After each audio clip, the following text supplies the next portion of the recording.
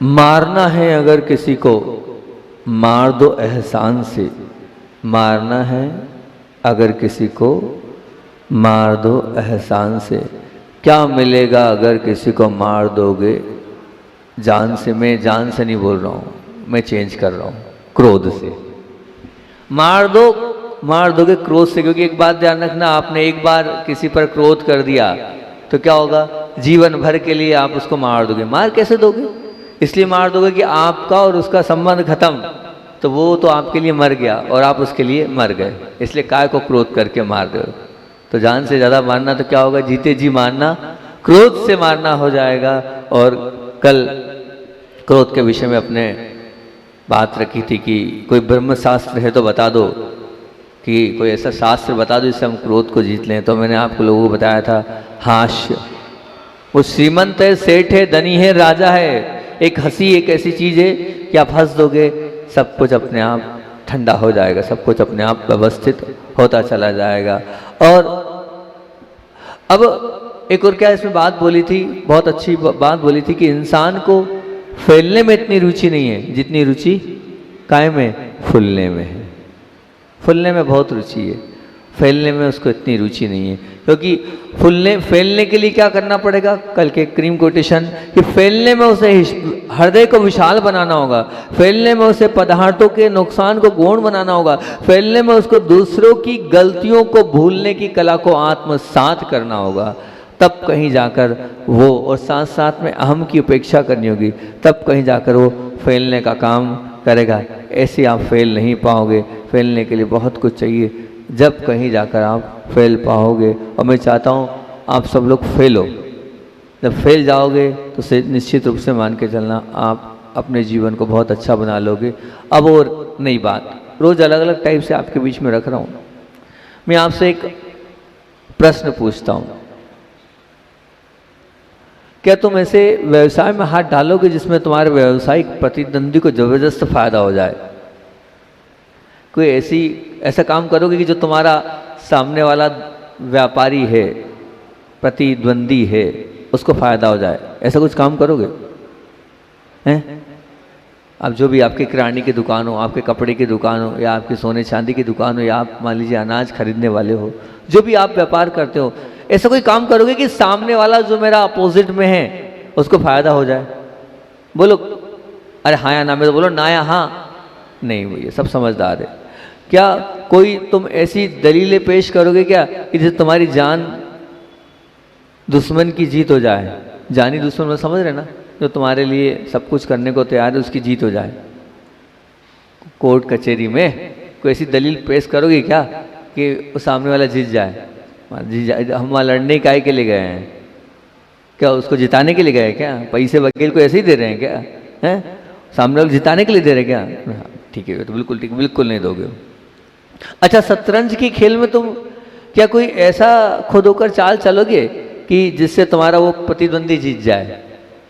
सब उल्टी उल्टी बात कर रहे हो महाराज जी आज। अब क्या करूँ, आज कल क्या पता किसने रोटी उल्टी खिलाई होगी, हम इसलिए उल्टी उल्टी बात कर रहे हो, है ना? तो नहीं महाराज जी, कैसी बात कर दी, जीतने के लिए हम वहाँ पर शतरंज में खेले हैं, तो निश्चित रूप से हम सामने वाले को उल्टी चाल क्यों खिलाएंगे? नहीं, बिल्कुल पूरा दिमाग के साथ खेल खेलेंगे ताकि हमें हारना ना पड़े। तो सबका एक ही उत्तर होगा, बिल्कुल हरगिज़ नहीं।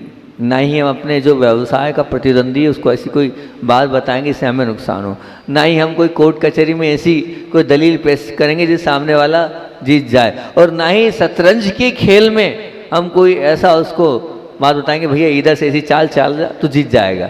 ये कोई भी नहीं करेगा। नहीं बोलो ना हाँ या ना, नहीं ना, पक्का? अभी सब तुम लोग फिर उलझ जाओगे, सब तुम लोगों ने कहा कि नहीं करोगे, तो उत्तर सबका नहीं है। उसी प्रकार क्रोध करना, अभी लंबा समय चलेगा ये वाला प्रवचन मेरा, उसी प्रकार क्रोध करने से दुश्मन आपका जो भी वो 7 प्रकार से खुश हो सकता है। आपने क्रोध किया नहीं कि वो 7 प्रकार से जीत सकता है। तुम्हारा दुश्मन तुम्हें जिन 7 क्षेत्रों में परास्त करना चाहता है वो अपने आप क्रोध करोगे, और उस क्रोध के कारण आप 7 क्षेत्रों में क्या हो जाओगे, पराजय को प्राप्त करोगे। अगर आप पराजित नहीं होना चाहते तो समझो, नहीं हम पराजित नहीं होना चाहते, तो पराजित नहीं होना चाहते समझो कि क्रोध के कारण जो आपका प्रतिद्वंदी या आपका दुश्मन है वो कैसे फायदे में पहुंचता है, वो कैसे अपने आप को प्रॉफिट में लाता है। तो सबसे पहला तो आप क्रोध कर रहे हैं तो 7 क्षेत्रों में से प्रथम क्षेत्र है चेहरा। प्रथम क्षेत्र है आपकी मुखाकृति, आपका चेहरा। चेहरा क्या बोल रहा है? चेहरे से तात्पर्य ये बोल रहा हूं कि सौम्य चेहरा अनेकों के आकर्षण का केंद्र बन जाता है। बनता ही नहीं बनता है? जो सुंदर चेहरा होता है निश्चित रूप से वो तो आकर्षक का केंद्र बनता ही बनता है। कभी कभी तो ऐसा होता है कि चेहरे पर छाई हुई सौम्यता को देखकर ही सामने वाला आपसे के प्रभाव में रहता है, और सौम्यता के साथ अगर थोड़ी बहुत आपके अंदर रूप भी हो, शामिल हो जाए, तो फिर तो चेहरे का आकर्षण की शक्ति ही एक अलग ही होती है, उसका तो कहना ही क्या है। अब वो जो चेहरा है वही सुंदर चेहरा, वही सौम्य चेहरा मान लीजिए अगर जल जाए, या मान लीजिए एक्सीडेंट में थोड़ा सा खराब हो जाए, या मान लीजिए कहीं कोई पाप कर्म के तीव्र से कोई बीमारी एलर्जी हो जाए, है ना, तो वो चेहरा क्या हो जाता है? वो चेहरा कुरूप हो जाता है। अब वो जो चेहरा कुरूप हुआ है, दुश्मन क्या सोचता है कि चलो अच्छा हुआ, बढ़िया हुआ, सामने वाला दिखने में खराब हो गया, सामने वाले की सौम्यता समाप्त हो गई, अब सामने वाले से कोई प्रभावित ही नहीं होगा। हम जो चाहते थे वो अपने आप या तो जल के हो गया, या एक्सीडेंट से हो गया, या एलर्जी से बीमारी से हो गया। वो प्रसन्न सामने वाला बिल्कुल, बहुत उसको प्रसन्नता का अनुभव होता है कि भैया बहुत अच्छा काम हो गया, अपने आप ये कार्य हो गया जो होना था।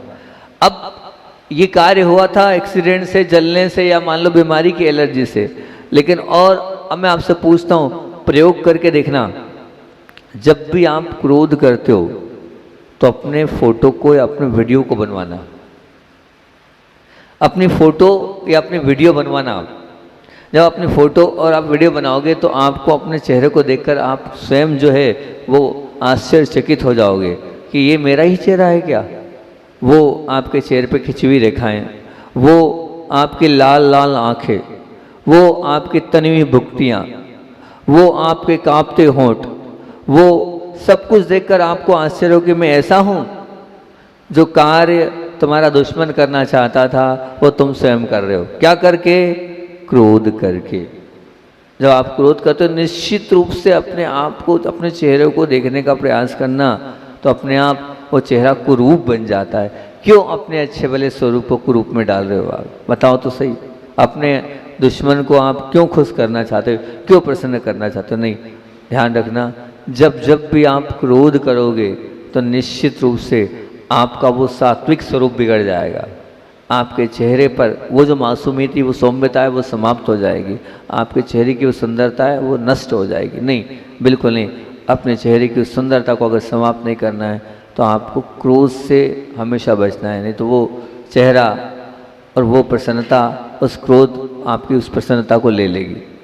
ध्यान रखना, जैसे अग्नि के बीच खड़े रहकर चेहरे की सौम्यता टिकाए रखना बहुत असंभव है, उसी प्रकार से क्रोध अवस्था में चेहरे की सौम्यता टिकाए रखना और असके।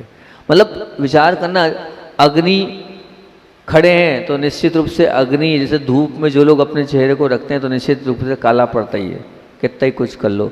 जो लोग धूप में काम करते हैं उनकी स्थिति परिस्थिति खराब हो जाती है। उसी प्रकार से जैसे वो चेहरा समाप्त हो जाता है उस धूप में, उसी प्रकार से क्रोध रूपी अग्नि में चेहरे पर ऐसी सौम्यता है, उसी प्रकार से सौम्यता भी समाप्त होती चले जाती। क्रोध करते करते कोई रुचिपूर्वक भोजन करते देखा किसी ने? कोई एक आध व्यक्ति बता दे कि मैं गुस्से में गुस्सा भी कर रहा हूँ और भोजन भी कर रहा हूँ। कोई एक आध बता दे है ऐसा कि हाँ मैंने गुस्सा करते करते भोजन किया हो। बिल्कुल गुस्सा करते करते भोजन नहीं होगा। कोई एक बात बता दे कि मैं गुस्सा करके आया हूँ और तुरंत जो है वो मेरे को बढ़िया अच्छी गादी मिली और मैं सो गया हूँ। कोई सोया ऐसा कि नहीं, फोम वाली बढ़िया कूलर ऐसी वाली गादी मिली और गुस्सा करके आया था और मैं सो गया? बताओ तो सही है। और मान लीजिए आप गुस्सा करके आए हो और तंदुरुस्ती की प्रसन्नता के साथ आप अनुभव करोगे मैं बहुत स्वस्थ हूँ, शायद मेरे हिसाब से क्रोध करने के बाद ना तो आप खा पाओगे, क्रोध करने के बाद ना आप सो पाओगे, और क्रोध करने के बाद आप भले कितने ही प्रशस्त हो, लेकिन शरीर से भले स्वस्थ हो, लेकिन मन से आप अस्वस्थ होकर ही रहोगे। ये निश्चित फैक्ट बात है, आपकी तंदुरुस्ती पर उसका निश्चित फर्क पड़ेगा ही पड़ेगा। इसलिए प्रशस्तता के अगर गमन में विचरण करना चाहते हो और चिंता रहित अवस्था है में अपने आप को लाना चाहते हो, और वो उसके लिए एक ही काम करना पड़ेगा। वो क्या करना पड़ेगा? बहुत अच्छी बात बताता हूं। प्रेम ने कभी खराब किया नहीं, प्रेम ने कभी खराब किया नहीं। समझने बात को क्या बोल रहा हूं? प्रेम ने कभी खराब किया नहीं और स्वयं खराब बना नहीं। प्रेम ने कभी खराब किया नहीं और स्वयं खराब बना नहीं। और क्रोध ने कभी अच्छा किया नहीं और स्वयं अच्छा रहा नहीं। क्रोध ने कभी अच्छा किया नहीं और स्वयं कभी अच्छा रहा नहीं। ध्यान रखना, प्रेम करोगे तो निश्चित ध्यान रखना वो ना उसने हमेशा अच्छा ही किया है, वो ना स्वयं खराब है और ना उसने कभी खराब किया। प्रेम से कभी खराब हुआ है आपका मामला? कहीं ऐसे संबंध विच्छेद हुए हैं? प्रेम के माध्यम से कहीं ऐसा लगा है कि भैया मामला बिगड़ गया है? लेकिन मैं पूछ रहा हूं, क्रोध कभी अच्छा लगा है? किसी को अच्छा लगा हो क्रोध करना? या स्वयं उस क्रोध के माध्यम से आपने अच्छा महसूस किया अपने आप को? कुछ अच्छे लोग होते हैं जिनको क्रोध करने के बाद भी, जबकि वो क्रोध जरूरी है। कल अध्यक्षा महोदय आई हमारे पास और उन्होंने बोले हमको वर्कर लोगों को भी थोड़ा बहुत डांटना पड़ता है, क्रोध करना पड़ता है। तो वो एक अनुशासन है, वो करना ज़रूरी है। अगर वो नहीं करेंगे तो निश्चित मान के चलना हम अपने शासन प्रशासन को नहीं संभाल पाएंगे। तो वो सब नियम, वो सब कायदे, वो सब रूल्स, वो सब गाइडलाइंस, वो सब लक्ष्मण रेखा आप कर सकते हो, लेकिन भावना उसके पीछे ये होनी चाहिए सुधार की। तो अगर सुधार की भावना है और उस सुधार की गाइडलाइन से आप चल रहे हो तो कहीं कोई बाधा नहीं है। लेकिन अगर उसमें सुधार नहीं है और उसमें और कुछ अगर भावना बैठी है तो वो ठीक नहीं है। इसलिए क्रोध ने कभी अच्छा किया नहीं और स्वयं अच्छा रहा नहीं। फिर हम क्रोध क्यों कर रहे हैं? क्रोध को हम तिलांजलि क्यों नहीं दे रहे हैं? क्रोध ये जिसकी नीति बन जाती है वो क्रोध करता नहीं है, क्रोध में रहता है और वो सतत दुखी ही रहता है। मैं क्या बोल रहा हूँ ध्यान से सुनना, बहुत अलग बात बोल रहा हूँ मैं, मेरी बात पर ध्यान देना। क्रोध ये जिसकी नीति बन जाती है वो क्रोध करता नहीं है, अपितु क्रोध में ही रहता है, इसीलिए वो सतत दुखी रहता है। क्या बोल दिया? अगर नीति मतलब आपका नेचर बन गया क्रोध करने का, तो फिर आप हमेशा क्रोध में रहोगे, और फिर क्रोध में रहोगे तो आपको लगेगा ही नहीं कि मैं क्रोध कर रहा हूँ। मतलब आप अपने आप को उसी नेचर में ढाल लोगे और वो आपका स्वभाव ही क्रोधी बन जाएगा। धीरे धीरे आप एक बार दिन में क्रोध करोगे, फिर आदत होगी 2 बार करोगे, फिर 3 बार करोगे, और पता चला दिन भर आपका नेचर ही क्रोध वाला बन गया और आप दिन भर वही क्रोध क्रोध क्रोध क्रोध करे जा रहे हो। नीति बन गई आपकी, स्वभाव बन गया आपका, नेचर बन गया आपका। नहीं, बिल्कुल नहीं। ध्यान रखना, जो क्रोध करता है उसके दुश्मन को कोई योजना नहीं बनानी पड़ती है, कोई योजना नहीं बनानी पड़ती है, और उसको छल प्रपंच का सहारा नहीं लेना पड़ता है। किसी भी गुंडे को पैसे खिलाने की जरूरत नहीं है, कोई दांव पेच नहीं आजमाना। ध्यान रखना, कुछ भी करने की जरूरत नहीं पड़ेगी, अपने आप ही सामने वाला परास्त हो जाता है। कौन परास्त हो जाता है? कौन परास्त हो जाता है?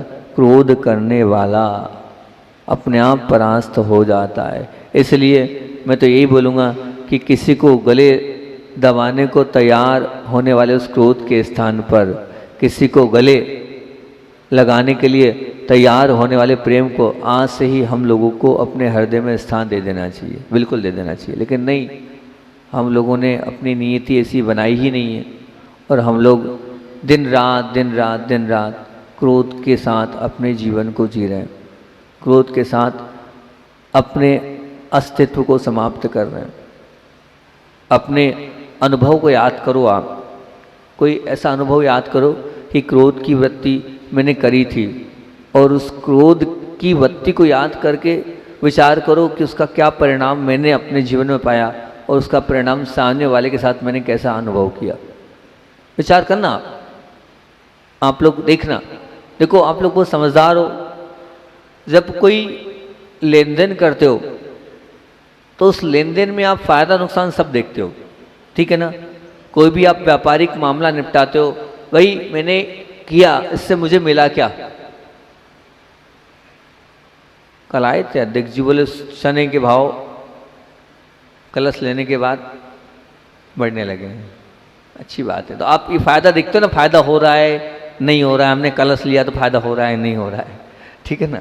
तो ये आपकी एक अंदर की एक भावना है कि हमारा फायदा हो रहा है कि नुकसान हो रहा है, हम जो भी कार्य कर रहे हैं। तो अब मैं आपसे इतना ही पूछ रहा हूं कि जब आप हर कार्य में फायदा नुकसान देख रहे हो, आप क्रोध कर रहे हो, इस क्रोध करने के बाद क्या कभी फायदा नुकसान आपने विचार किया कि नहीं किया?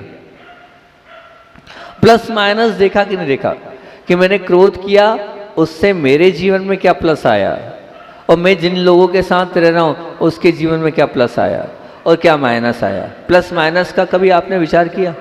तो ऐसा कोई एक आध व्यक्ति बोलते कि मैंने क्रोध किया और हमेशा प्लस में रहा हूं, मैं अपने विचारों के साथ भी प्लस में रहा हूं, अपने आचरण के साथ भी प्लस में रहा हूं, अपने व्यवहार के साथ भी प्लस रहा हूं, मेरी विशुद्धि के साथ भी प्लस रहा हूं। कोई एक आध व्यक्ति बता दे कि हाँ क्रोध करके मैं प्लस में रहा हूं, है एक आध कि क्रोध करके प्लस में कोई रहा हो? है नहीं, एक आध भी नहीं है। मतलब आप इतना क्लियर कर रहे हो कि क्रोध करने से माइनस वाली स्थिति बनती है, लॉस ही होता है, हानि ही होती है, नीचे ही गिरना पड़ता है, निश्चित रूप से वो जो परिस्थिति हमारी नीचे रहती है। तो फिर उस क्रोध की उस फिल्म को याद करो। मैंने एक बार ध्यान मेडिटेशन कराया, और ध्यान और मेडिटेशन में अलग अलग तरीके से ध्यान कराता था। तो अलग अलग तरीके से ध्यान कराए में मैंने ये वाला ध्यान कराया, आप याद करो कि आपने किसी पर क्रोध किया था। बिल्कुल पहले शांत लेकर पूरा रिलैक्स करा दिया, सब दुनिया से कनेक्शन हटा दिया। और कनेक्शन हटाने के बाद मैंने क्या बोला? कनेक्शन हटाने के बाद फिर मैंने बोला आप ये ध्यान करो कि मैंने किसी पर क्रोध किया।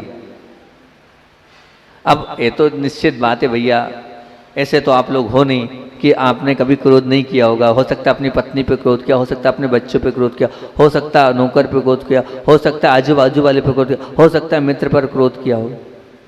तो ये क्रोध की परंपरा मैंने दिखाना प्रारंभ करी। सबसे पहले मैंने ऐसा किया कि आप अपने परिवार के लोगों को देखो, परिवार के लोगों पर क्रोध किस पे किया आपने। आंख बंद करके विचार करो वो दृश्य, अपनी पत्नी का क्रोध याद करो, अपनी माँ पर क्रोध किया वो याद करो, अपने पिता पर क्रोध किया वो याद करो, अपने बच्चे पर क्रोध किया याद करो। सब लोगों ने उसको फिल्माइज किया एक रील्स के रूप। बहुत बहुत अच्छी चीज़ बता रहा हूँ मैं आपको, सच कह रहा हूँ। वो इतनी अच्छी, हमारा वो इतना अच्छा ध्यान था, सब लोगों ने उसको बहुत पसंद किया। बोले महाराज जी अल्टीमेट ध्यान था वो, और मुझे भी उस ध्यान को कराने में आनंद आ रहा था।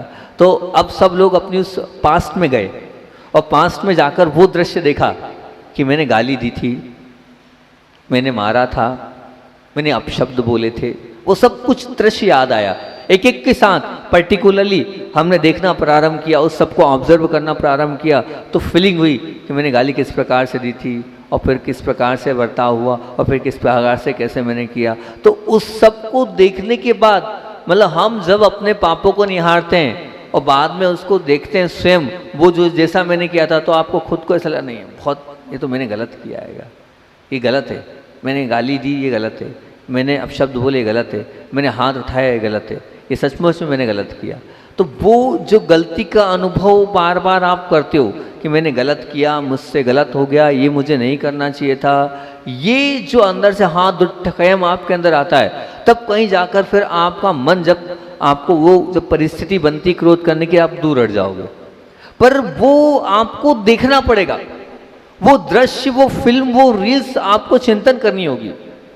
बिल्कुल निश्चित मान के चलना, बाकी सब तो कर रहे हैं लेकिन वो रील्स वो नहीं देख पा रहे हैं, इसलिए वो क्रोध हमारे जीवन से जा नहीं रहा है, क्योंकि हमने उन दृश्यों को निहारा नहीं, उन दृश्यों पर चिंतन नहीं किया, उन दृश्यों को रूबरू नहीं हुए। आप एक बार इसको रूबरू होकर देखना, हालांकि आपके पास इतना समय ही नहीं है। सच पूछी जाए तो आपका जीवन इतना उलझा हुआ है और इतने बिजी हो आप लोग, तो ये आप नहीं कर पाओगे। मैं मानता हूँ आप बड़ी मुश्किल वाला खेल रहेगा कि आप इस चीज़ को कर पाओ, लेकिन एक बार मेरी इस चीज़ को करके बात मानकर देखना और करके देखना, आंख बंद करके देखना है, भगवान के अनंत भगवान के पास बैठकर और विचार करना क्या है, कैसा है, किस प्रकार से है, किस तरह से आपने किया है। तो एक भाई, मैं अधिकतर लोगों को मतलब अलग अलग नियम देता हूँ, तो नियम दिया मैंने, तो उस भाई ने ये जो नियम मतलब इस प्रकार से नियम लिया, और नियम लेने के बाद ये दृश्य कि मैंने किस किस पर, क्योंकि मेरे पास बहुत सारे लोग, जब क्रोध की प्रवचन श्रृंखला कर रहा था तो बहुत सारे लोग आते थे कि महाराज जी आपने बोला है हमें क्रोध छोड़ना है। तो मैंने भाई को यही वाली चीज़ बताई कि मैंने अब छोड़ दे, तू दिन भर में तो कितनी बार क्रोध करता है। बोले महाराज जी पता नहीं कितनी बार हो जाता है। तो मैंने कहा अब देख इतना तो कर ले तू कि दिन भर में जितनी बार तू क्रोध करता है उतनी बार उस दृश्य को तुझे निहारना है। ठीक है महाराज जी। अब हुआ ये कि सुबह से लेकर शाम तक वो करता था, तो बोले महाराज जी कभी कभी याद नहीं रहता, मैं क्या करूं। मैंने कहा एक काम कर, याद नहीं रहता, 4 दिन बाद वो पुनः आया। मैंने कहा तू फ्री कब रहता है। वो बस स्टॉप से यहाँ से लेके वहाँ तक जाता हूँ, जब बस में बैठता हूँ, जब जाता हूँ ऑफिस तक तब फ्री रहता हूँ, और आने में फ्री रहता हूँ, और बोले लंच के टाइम में भी 10-15 मिनट में। मैंने कहा और बोले शाम को घर पर भी फ्री रहता हूँ, और बोले बस बाकी थोड़ा बहुत सुबह फ्री होता हूँ। 4-5 समय उसने मतलब फ्री मतलब वो कुछ नहीं करता। मैंने एक काम कर, 24 घंटे को तू नहीं छोड़ पाएगा। और क्रोधी व्यक्ति, अपार क्रोधी व्यक्ति, तो मैंने कहा एक सबसे अच्छा तरीका ये है कि हर 2 घंटे में जब तुझे समय मिल जाए तब आंख बंद करना, अपने क्रोध को निहारना। मैंने क्रोध किया था, कैसे क्रोध किया था, उसका क्या इफेक्ट पड़ा था, वो क्या मेरा करना क्रोध उपयुक्त था क्या, मैं ठीक हूँ क्या। तो बोले ठीक है महाराज जी। सच में कोई भी क्रोध छुड़ा नहीं पाया था, वो भी क्रोध नहीं छोड़ पाया था, उसका नेचर बन चुका था। तो उसने 2-2 ढाई घंटे, और वो खुद चाहता था मुझे क्रोध छोड़ना है, उसके खुद के भाव थे कि मुझे नहीं करना है, लेकिन उसने ये लग कर, मैंने कहा कायोत्सर पूर्वक नियम लो, तुम्हें अपने क्रोध को निहारना है, तुम्हें अपने क्रोध को देखना है, बस उसके अलावा मुझे कुछ नहीं चाहिए तुमसे। कोई माला मत फेरो, पूजन बंद कर दो। मैंने कहा नहीं चाहिए तुम्हारी पूजन अभी, नहीं माला फिरवाना हमको तुमसे, नहीं स्वाध्याय कराना, नहीं प्रवचन सुनवाना। तुम तो हर 2, ढाई, 3 घंटे में अपनी लाइफ को ऑब्जर्व करो, अपने क्रोध को देखो। अब उसने इस चीज को की प्रारंभ, एकदम प्रैक्टिकली आपके सामने उदाहरण दे रहा हूं। उसने इस बात को प्रारंभ किया, इस बात को उसने प्रारंभ किया, अपने खुद के दृश्य को देखना, निहारना प्रारंभ किया। 1 दिन, 2 दिन, 4 दिन, 8 दिन, 10 दिन बाद वो खुद मोटिवेट हो गया। मोटिवेशन की आवश्यकता नहीं लगी उसको, अपने आप उसको लगा मैं गलत हूं। वास्तविकता में मैं दिन में कितनी बार क्रोध कर लेता हूं, और कितना चिड़चिड़ापन मेरा अंदर है। जरा जरा सी बात को लेकर मैं इस प्रकार से चढ़ जाता हूं सामने वाले पर, जबकि ऐसा है नहीं। वास्तविकता में एडजस्टमेंट वाला मुझे बनना चाहिए। बस यही हुआ, उसने अपने आप को ऑब्जर्व करना प्रारंभ किया, देखना प्रारंभ किया, और उसने अपने चेहरे को, मैंने उससे यही बोला अभी तो 7 प्रकार से दुश्मन को तैयार करना है ना। मैंने 7 बिंदु बताए उसको, ये 7 बिंदु बताए मैंने उसको, जो 7 बिंदु अभी बताऊंगा मैंने। अभी तो पहला और दूसरा 2 ही बताया ना, अभी कौन से हुए, पहला चेहरा और दूसरा क्या बताया, सतत दुखी। अभी 7 बिंदु बताऊंगा। मैंने कहा तुम एक काम करना, 7 प्रश्न अपने आप से उस समय करना, ये 7 प्रश्न करना। तो बस उसने वही प्रारंभ किया, 7 प्रश्न उसने अपने से करना प्रारंभ किए। वो अपने आप उसका गुस्सा शांत हो गया। एक तरीका मतलब आज आपको मैंने दे दिया है, क्या दे दिया है, अपने गुस्से के अनुभवों को याद करो। जब आप याद करोगे तो क्रोध की वृत्ति अपने आप तिलांजलि हो जाएगी। जब अपने कुरूप चेहरे को देखोगे तो आप अपने आप बोलोगे मैं क्षम्य नहीं हूँ, ये कार्य मेरे करने योग्य नहीं है। क्रोध से तो दुखित होकर मेरा चेहरा कुरूप हो जाता है, और ये कुरूप चेहरा जो है क्या है मेरे। एक बात निश्चित ध्यान रखना कि क्रोध से चेहरा दुखित हो जाना, क्रोध से चेहरे पर जो, फिर भी चेहरे पर जो कहना चाहिए कि कुरूप चेहरा जो होता है, कुरूप मतलब समझते ना, कुरूप का अर्थ समझते, मतलब जो दिखने में सुंदर नहीं। कुरूप चेहरा तो फिर भी क्षम्य है, क्योंकि वो रोगजन्य भी हो सकता है या अपना पाप पुण्य कर्म के वजह से अपने को अपना चेहरा मिला। परंतु क्रोध से दुखित होकर कुरूप चेहरा तो सर्वथा अक्षम्य है, वो क्योंकि वो स्वयं के विपरीत पुरुषार्थ का गलत परिणाम है। स्वयं के विपरीत पुरुषार्थ का वो गलत परिणाम है। इसलिए दुश्मन को हताश करने के लिए तुम्हें क्रोध करने को अलविदा करना है। हमें क्रोध बिल्कुल नहीं करना है, क्रोध को अपने जीवन से बिल्कुल बाहर करना है। आप निश्चित मान के चलना, आज का प्रवचन का सार यही हैगा कि मुझे अपने क्रोध को देखना है, रील्स के रूप में, पिक्चर के रूप में।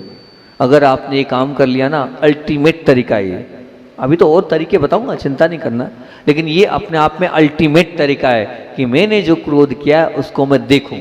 और देखने के बाद पहला बिंदु क्या, कौन सा दिया मैंने आज, 2 दिए, कौन सा, चेहरा देखूं मेरे उस समय क्रोध करते हुए क्या चेहरा हुआ होगा। फिर उसके बाद उस क्रोध से क्या मैं दुखी हूं या सुखी हूं, तो पाओगे आप मैं सतत दुखी हूं। तीसरी बात कल और करूंगा, लेकिन एक और बिंदु बहुत महत्वपूर्ण प्रश्न में, अब समय अपना हो गया, वो तो पूरा 12-14 बहुत लंबा है, कि बहुत अच्छी बात आपके बीच में कर दूंगा, कल करूंगा उस बात को, बेस अभी बना देता हूं कि एक होता है अधिकार और एक होता है कर्तव्य। इस अधिकार को और इस कर्तव्य को मैं आपके बीच में कल रख के बताऊंगा। इस वजह से क्रोध हो रहा है, अधिकार की वजह से और कर्तव्य की वजह से। अब वो कैसे अधिकार और वो कैसे कर्तव्य, उस अधिकार और कर्तव्य को कल मैं आप लोगों के बीच में खोलूंगा, क्या वो अधिकार है और वो क्या कर्तव्य है, क्योंकि आचार्य भगवान का संस्मरण भी सुनाना है और अपना समय पूरा हो रहेगा। पूज्य गुरुदेव की बहुत पुरानी चर्चा आपके बीच में रख रहा हूँ। गुरुदेव मुक्तागिरी से बिहार करे बैतुल की ओर, और प्रातःकाल सुबह सुबह ठंड के समय बिहार किया। आचार्य भगवान ने तो थे ही तपस्वी साधक, वो बताते थोड़ी हैं कि हम जा रहे हैं, निकल रहे हैं, विहार कर रहे हैं, और पूछते भी नहीं हैं, किसी से बताते भी नहीं हैं। बस उन्होंने देखा नहीं, बाहर में बहुत मौसम ठंडा था, फिर भी आचार्य ने पीछे उठाई और चल दिए। अब चल दिए तो और भी संघ था, और उस संघ में क्षमा सागर जी आदि महाराज थे। तब सब लोगों ने सोचा आचार्य निकल गए, कोई बात नहीं, आगे बेलगांव गांव है, वहीं तो आहारचर्या होगी, अपन इतनी ठंड में काय को परेशान हो, अपन काय को, भैया वे गुरुजी हैं, अपन थोड़ी गुरुजी हैं, उनकी चर्या उत्कृष्ट है, अपन तो बाद में धूप निकल जाते, वे इंतजार करते रहे और वो बाद में निकले। लेकिन आचार्य श्री जी हैं, है ना, आचार्य श्री ने बेलगांव में जो है वो रुके ही नहीं, क्योंकि उनकी आहारचर्या ऐसी थोड़ी होती थी कि अगले गांव में जाओ, रुक गए तो करा दो, तो कोई दिक्कत नहीं। वो तो जैनों क्या आहारचर्या करते थे, इन क्या करते थे। कल नितेश ने बोला मैं जैन बनने का प्रयास किया, मैंने बहुत अच्छी बात है। तो आगे निकल गए, अब आगे निकल गए, पहुँचते पहुँचते वो भी लेट हो गए और 11-11:15 बज गई। अब पहुँचे तो आहार पे निकलना था, तो आचार्य ने पूछा, बस पीछे मुड़ के देखा, मेरे साथ तो बहुत कम रह गए हैं, मेरा संग कहाँ है, आप तो आ गए लेकिन हाँ ठीक है कोई बात नहीं, विकल्प नहीं करो, अभी सामायिक कर लेते हैं। आचार्य समय पर आ गए थे, फिर भी क्या किया, आचार्य सामायिक पे बैठ गए, जबकि आराम इजीली आहार पर निकल सकते थे। अब उधर जब बेलगांव में क्षमा सागर जी सब पहुंचे, अरे आचार्य आगे निकल गए, तो खूब दौड़े, फिर भी वो पकड़ नहीं पाए। उन्होंने कहा भैया अब क्या करना, 12 बज गई, हमें क्या पता था कि आचार्य ऐसा करेंगे अपने साथ। ठीक है, वो वहीं सामायिक उन्होंने एक बगीचे में करी, बगीचे में करने के बाद बहुत विकल्प हुआ, आगे बढ़े, जैसे ही गुरुजी पहुंचे उनको लगा गुरुजी खूब नाराज होंगे, खूब डांटेंगे, ऐसा करेंगे वैसा करेंगे। अब सबको था तो सही कि अब क्या होगा। आचार्य ने मुस्कुराते हुए पूछा, क्यों, ठीक तो हो आप लोग, प्रशस्ता, कोई तकलीफ तो नहीं आने में आए। सबके सब बोले गजब है गुरुजी, तो हम सोच रहे थे ये कहेंगे वो कहेंगे, चलो जल्दी से थोड़ा आराम कर लो 10-15 मिनट, फिर अपने सब लोग आहार पे उठेंगे। इतने में तो वो क्षमा सागर जी की आंख से आंसू आ गए कि हम तो सोच रहे थे कि गुरुजी डांटेंगे, लेकिन देखो गुरुजी का वात्सल्य, समय पर आ गए थे, उसके बावजूद भी हम नहीं थे तो आहार पे नहीं उठे। क्या है, कितना वात्सल्य, कितना इससे इनका है कि हम छोटे नए हैं। तो बोले नहीं हम रुके थे आपके लिए, विकल्प नहीं करो, थोड़ा अभी जल्दी नहीं है ना, 10-15 मिनट, चलो बच्चे लोग आओ, थोड़े से महाराज लोगों की वैयावर्ती कर लो, थक गए होंगे महाराज लोग। उनकी वैयावर्ती 2:30 बजे उस दिन आहार पे उठे। लेकिन महाराज जी ने कहा, मेरी आंख से आंसू आते रहे कि मेरे गुरु कितने महान है, बताओ कैसा वात्सल्य, कैसा प्रेम, कैसा स्नेह, कैसी वैयावृत्ति की उनकी भावनाएं, कि ये छोटे हैं इसलिए अब उनके साथ ही आहार करना है। और इस प्रकार वो आ गए थे, फिर भी आहार पे नहीं उठे और हमारा उन्होंने इंतजार किया। वो ऐसे ही महान लोग तो होते हैं, लेकिन हमारे अंदर क्या होता है, मेरे को मिल जाए आहार, बाकी सबकी तो बात की बात। बोलिए आचार्य विद्यासागर जी महामुनि राज की जय।